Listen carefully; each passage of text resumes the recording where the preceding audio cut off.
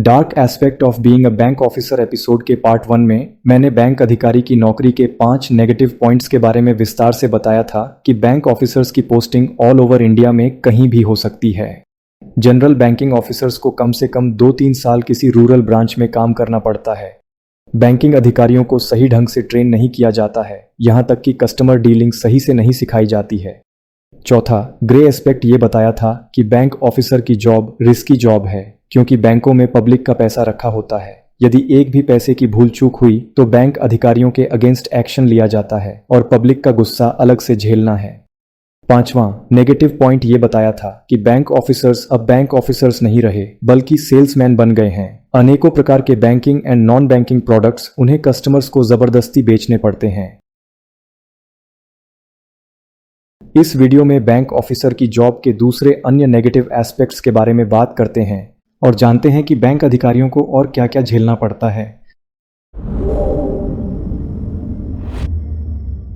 छठवां grey point bank officer की job का यह है कि जब बैंक अधिकारी की जॉब को सेल्समैन की जॉब बना दिया जाता है तो इससे अनएथिकल प्रैक्टिसेस बढ़ जाती हैं। बैंक ऑफिसर्स अपने टारगेट पूरे करने के लिए अनएथिकल वे अपनाते हैं, जैसे लगभग सब लोगों के बैंक अकाउंट ऑलरेडी हैं। ऐसे में बैंक ऑफिसर्स कस्टमर्स को कहते हैं कि एक नया अकाउंट और ओपन कर लो, कुछ पैसा उसमें डिपॉजिट कर लो और 1 महीने के बाद बंद कर देना। ऐसा करने से हमारे ब्रांच का टारगेट पूरा हो जाएगा। जिस कस्टमर को नए बैंक अकाउंट की आवश्यकता नहीं है, उसे क्यों फोर्स किया जा रहा है?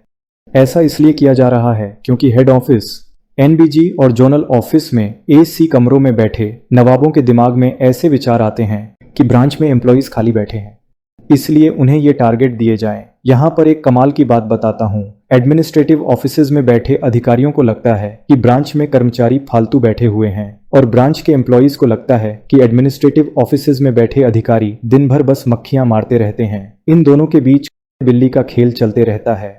बैंक ऑफिसर्स अपने टारगेट पूरा करने के लिए विभिन्न प्रकार के अनैतिक रास्ते अपनाते हैं। कुछ रियल एग्जांपल्स देता हूँ। 2-2.5 साल जब मैं एक ब्रांच में था तो एक दूसरे ब्रांच के बारे में पता चला कि उस ब्रांच का मैनेजर डॉर्मेंट अकाउंट्स को एक्टिव करके अटल पेंशन योजना और दूसरे प्रकार की बैंक स्कीम्स की एंट्री अपने ब्रांच के एम्प्लॉइज से करवाता है।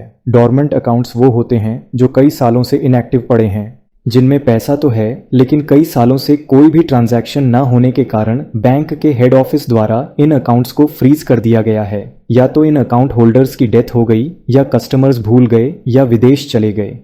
किसी भी बैंक अकाउंट में कोई भी ऑपरेशन या ट्रांजैक्शन अकाउंट होल्डर यानी जिसका अकाउंट है उसके सिग्नेचर के बिना नहीं हो सकता है, लेकिन उस ब्रांच का मैनेजर डॉर्मेंट पड़े अकाउंट्स को अकाउंट होल्डर्स के सिग्नेचर और जानकारी के बिना अपने ब्रांच के टारगेट्स पूरा करने के लिए यूज कर रहा है। 2-2.5 साल के लिए मैं जिस जोन में था तो केवल यही एक ब्रांच होती थी जिसके सभी टारगेट समय से बहुत पहले पूरे हो जाते थे। फिर बैंक के कुछ लोगों ने बताया कि उस ब्रांच मैनेजर का यही कारनामा रहता है और अपने इन कारनामों के कारण उस पर बैंक द्वारा एक्शन भी लिया जा चुका है। यहाँ पर उस बैंक अधिकारी की गलती बाद में है। पहले गलती है बैंक के मैनेजमेंट की, जो एसी कमरों में बैठकर अपना खुरापाती दिमाग चलाते रहते हैं। फिर ब्रांच में बैठे बैंक ऑफिसर्स ऐसे अनरियलिस्टिक टारगेट्स को पूरा करने के लिए अपना खुरापाती दिमाग चलाते हैं और बैंक के सिस्टम में लूपहोल्स खोजते हैं कि कैसे टारगेट पूरे किए जाएं। आजकल सोशल मीडिया द्वारा एक नई बात पता चली है कि बहुत से बैंक वाले अकाउंट ओपनिंग फॉर्म के साथ इंश्योरेंस पॉलिसी भी चिपका रहे हैं। कस्टमर को इसके बारे में पता नहीं होता है। कस्टमर समझता है कि ये अकाउंट ओपनिंग फॉर्म का ही पार्ट होगा। जब कस्टमर के अकाउंट से इंश्योरेंस पॉलिसी की पहली किस्त कटती है तो कस्टमर भागा भागा ब्रांच आता है और इसके बारे में पूछता है, तो बैंक एम्प्लॉइज उत्तर देते हैं कि इंश्योरेंस जब आपको नहीं चाहिए था तो आपने ये फॉर्म क्यों फिल किया और साइन क्यों किया। SBI कार्ड वालों ने मेरे साथ कुछ ऐसा ही किया था। मैंने SBI क्रेडिट कार्ड के लिए अप्लाई किया। जब क्रेडिट कार्ड का पहला बिल आया तो उसमें 2,500 रुपए की एक डेबिट एंट्री थी, जो ना तो मैंने की थी ना ही मुझे इसके बारे में कुछ पता था। मैंने कस्टमर केयर को फोन लगाया तो उसने कहा कि कार्ड मिलने के बाद जब आपको SBI क्रेडिट कार्ड से फोन आया होगा तो आपने गलती से हाँ बोल दिया होगा। फिर मैंने उसके साथ गाली गलौज की और मेल लिखकर भी गाली दी। तब जाकर उन लोगों ने ये डेबिट एंट्री रिवर्स की। 7वां ग्रे पॉइंट बैंक ऑफिसर की जॉब का यह है कि जब कोई बैंक अधिकारी अपने टारगेट्स पूरे नहीं कर पाता है तो उसे जलील किया जाता है, अकेले में भी और सबके सामने भी। यहाँ तक कि उसका प्रमोशन भी रोक दिया जाता है। सभी ब्रांचेस को रोज शाम को जोनल ऑफिस द्वारा बनाए गए व्हाट्सएप ग्रुप में अपनी अपनी ब्रांचेस के टारगेट्स की पोजीशन बतानी पड़ती है।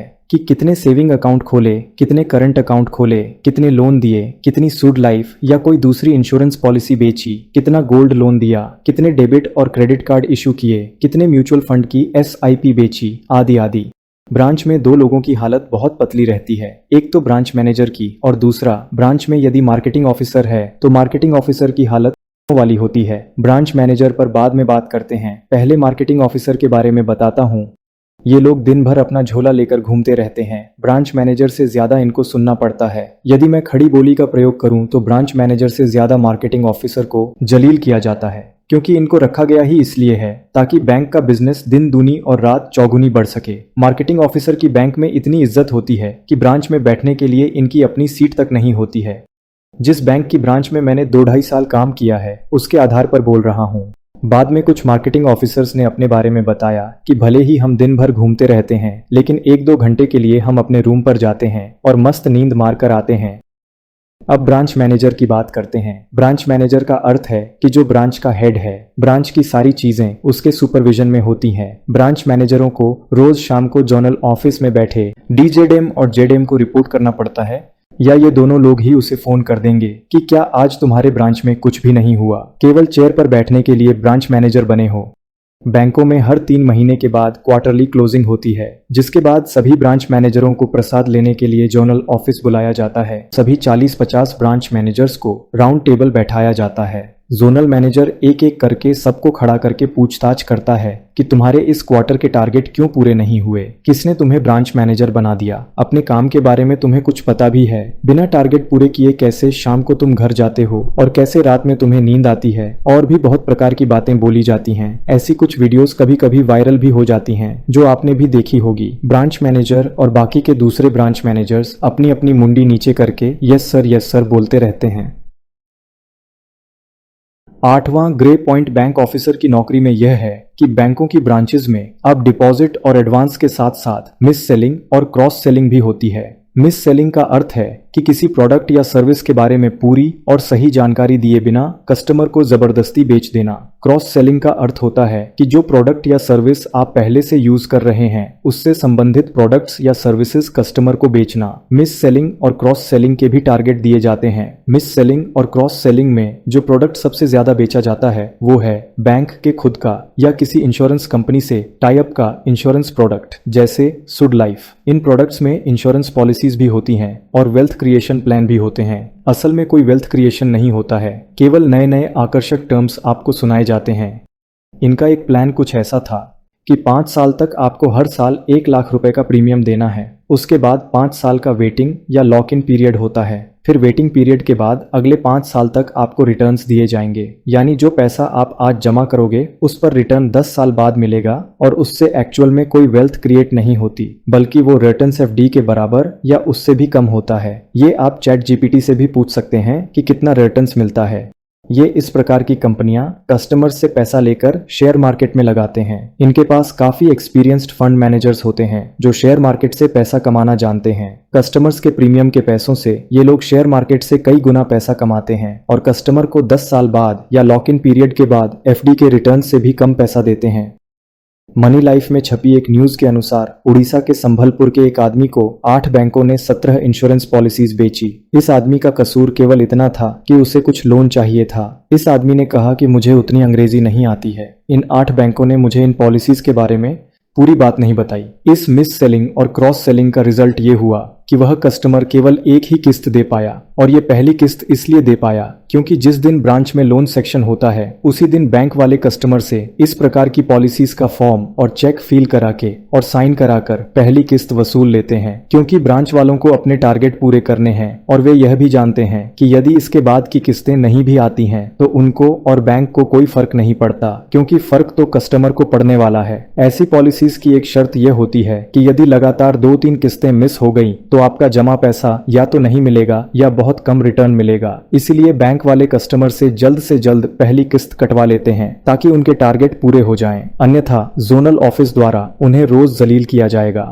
वन फाइनेंस मैगजीन में प्रकाशित एक रिपोर्ट के अनुसार भारत के 15 बड़े बैंकों ने फाइनेंशियल ईयर 23-24 में कमीशन के रूप में लगभग 21,000 करोड़ से भी अधिक रुपए कमाए। ये कमीशन मुख्य रूप से लाइफ इंश्योरेंस, म्यूचुअल फंड और अन्य फाइनेंशियल प्रोडक्ट्स बेचने से हुई है। इनमें से कई प्रोडक्ट्स इन बैंकों के अपने समूह की कंपनियों के हैं, जैसे HDFC life insurance, SBI life insurance, should life आदि।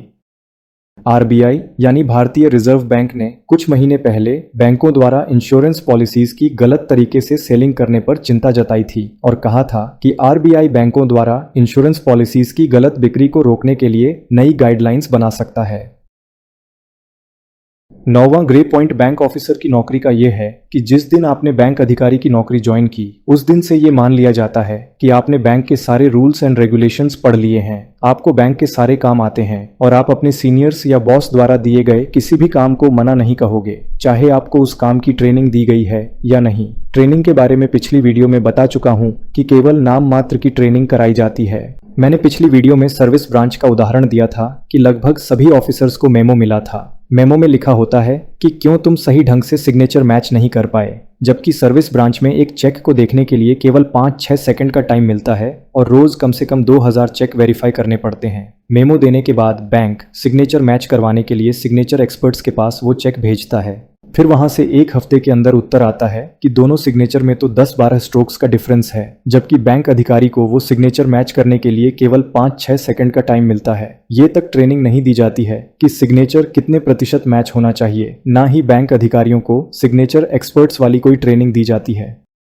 ट्रेनिंग मिले या ना मिले, बैंक अधिकारी बैंक के किसी भी काम को मना नहीं कर सकता है, अन्यथा उसके ऊपर डिसिप्लिनरी एक्शन लिया जाएगा। यहाँ तक कि यदि ऐसी परिस्थिति बनती है कि ब्रांच का कैशियर छुट्टी पर है और दूसरा कोई क्लेरिकल स्टाफ भी नहीं है, तो बैंक ऑफिसर को कैश काउंटर पर बैठाकर कैशियर का काम भी बैंक करवाता है, जबकि उसे कैशियर की कोई भी ट्रेनिंग नहीं दी गई है। बस यदि वो बैंक अधिकारी है, इसका ये मतलब है कि उसे सब कुछ आता है। जिस ब्रांच में मैंने 2.5 साल काम किया, वहां पर एक बड़ा अकाउंट था जिसके लिए रोज एक कैशियर उस अकाउंट होल्डर के प्रेमिस में जाकर कैश लाता था। मुझे बताया गया कि पिछले साल तक ब्रांच में क्लेरिकल स्टाफ कम थे, तो बैंक ऑफिसर को ये काम करना पड़ता था, क्लाइंट साइट पर जाकर बिना किसी मशीन के कैश गिनना, फिर वो कैश ब्रांच में लाकर मशीन से गिनना। यदि ब्रांच में कैश कम पाया गया तो जितना कम पाया गया उतना अमाउंट बैंक ऑफिसर को अपनी जेब से भरना पड़ेगा, अन्यथा उसके ऊपर डिसिप्लिनरी एक्शन लिया जाएगा।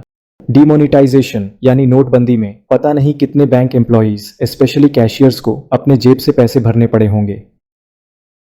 10वां ग्रे एस्पेक्ट बैंक ऑफिसर की जॉब का यह है कि बैंक ऑफिसर की जॉब में वर्क लाइफ बैलेंस नहीं है। वर्क लाइफ बैलेंस के लिए बैंक वाले पिछले 10-12 सालों से 5 दिन की बैंकिंग की मांग कर रहे हैं। अभी बैंक केवल दूसरे और चौथे शनिवार को बंद रहते हैं। बैंक ऑफिसर्स को सुबह 9:45 या 10 बजे तक ऑफिस पहुंचना होता है, लेकिन शाम को घर आने का टाइम फिक्स नहीं है। वो डिपेंड करता है कि बैंक ऑफिसर की पोस्टिंग किस जगह है और उसका बॉस कैसा है। कुछ ब्रांचेस 7:30-8 बजे तक बंद हो जाती हैं। कुछ ब्रांच वाले 9-9 बजे तक बैठे रहते हैं। ब्रांच में तो फिर भी ठीक है, लेकिन एडमिनिस्ट्रेटिव ऑफिसेज जैसे जोनल ऑफिस, NBG और हेड ऑफिस एवं डेटा सेंटर्स के कुछ डिपार्टमेंट्स में रोज 10-12 घंटे तक बैठे रहना पड़ता है। जब मेरी पोस्टिंग चेन्नई जोन में थी तो 2-3 महीनों के लिए मुझे NBG साउथ में डेप्यूटेशन पर बुलाया गया। सुबह 9 बजे ऑफिस के लिए कमरे से निकलता था और रात के 10 बजे कमरे पर वापस पहुंचता था। ब्रांच वालों को भी देर तक ब्रांच खोले रखनी पड़ती है। एक तो बहुत काम होता है, दूसरा यदि कभी जल्दी ब्रांच बंद कर दी तो जोनल ऑफिस से फोन आ जाएगा कि इतनी जल्दी ब्रांच बंद क्यों की। पहले बैंकों की डेफिनेशन हुआ करती थी, banks accept deposits from the public with the purpose to lend it to others. बैंकों में पहले डिपॉजिट और एडवांस के अतिरिक्त और कुछ काम नहीं हुआ करते थे और इसी उद्देश्य से बैंकों की स्थापना भी की गई थी। लेकिन आज बैंकों में कस्टमर्स को अनेकों प्रकार की चीजें चिपकाई जाती हैं। बैंक वाले अपने टारगेट पूरे करने के लिए कस्टमर्स को टारगेट करते हैं, जिसके बारे में पिछले पॉइंट्स में डिस्कस किया था। इससे बैंक ऑफिसर का काम बढ़ जाता है। डिपॉजिट और एडवांस के डेली रूटीन के काम ही इतने होते हैं, जैसे अकाउंट ओपनिंग, अकाउंट से रिलेटेड अनेकों प्रकार के काम, जैसे किसी को एड्रेस अपडेट करना है, सिंगल से जॉइंट अकाउंट बनाना है, अकाउंट में कुछ और अपडेशन करना है, internet banking, debit card apply करना है, FD खोलनी या बंद करनी है, डिमांड ड्राफ्ट या पे ऑर्डर बनाना है, PPF अकाउंट खोलना है, अकाउंट स्टेटमेंट का प्रिंट आउट चाहिए, अकाउंट में कुछ साइबर फ्रॉड हो गया आदि। इसके अतिरिक्त लॉकर ऑपरेशन, सैकड़ों पेमेंट और डिपॉजिट के वाउचर्स को वेरीफाई करना, एटीएम का इंस्पेक्शन और एटीएम में कैश रिफिलिंग आदि। इन सब के ऊपर आपको अपने डेस्क वर्क से रिलेटेड डिपॉजिट या एडवांस के टारगेट पूरे करने पड़ते हैं और साथ ही मिस सेलिंग और क्रॉस सेलिंग के टारगेट्स भी पूरे करने होते हैं। 2018-19 से बहुत सी बैंकों की ब्रांचेज में एक और काम बढ़ा दिया गया। वह काम है आधार कार्ड का। अब बहुत से ब्रांचेज में आधार कार्ड से संबंधित काम भी होता है। हालांकि ग्राउंड लेवल का काम आधार कार्ड ऑपरेटर करता है जो बैंक का एम्प्लॉय नहीं होता है, किंतु वेरिफिकेशन और आधार कार्ड के काम से संबंधित जितनी भी मशीनें होती हैं वो सब बैंक ऑफिसर के सुपरविजन में होती हैं। कल को यदि कुछ भूल चूक हो गई तो संबंधित बैंक ऑफिसर की गर्दन पकड़ी जाएगी। बैंक ऑफिसर की नौकरी न पूरी तरह ब्राइट है न पूरी तरह डार्क है। बाहर से ये जॉब बहुत रिस्पेक्टफुल और स्टेबल लगती है, लेकिन अंदर की टफ सच्चाई भी है। टारगेट का pressure, limited freedom, mental stress और पर्सनल लाइफ पर असर, ये सब बैंक अधिकारी की नौकरी का हिस्सा है। कई बैंक ऑफिसर अपने सपनों को डेस्क या फाइलों में दबा देते हैं, लेकिन कुछ बैंक अधिकारी स्केल 1 में ज्वाइन करके जनरल मैनेजर की पोस्ट तक आसानी से प्रमोशन के थ्रू चले जाते हैं। यदि आप जानना चाहते हैं कि बैंक ऑफिसर की नौकरी का जो ग्रे एस्पेक्ट है उसे कैसे जीता जाए तो कमेंट में अवश्य बताइए। मैं फिर कभी इस पर भी वीडियो लेकर आऊंगा।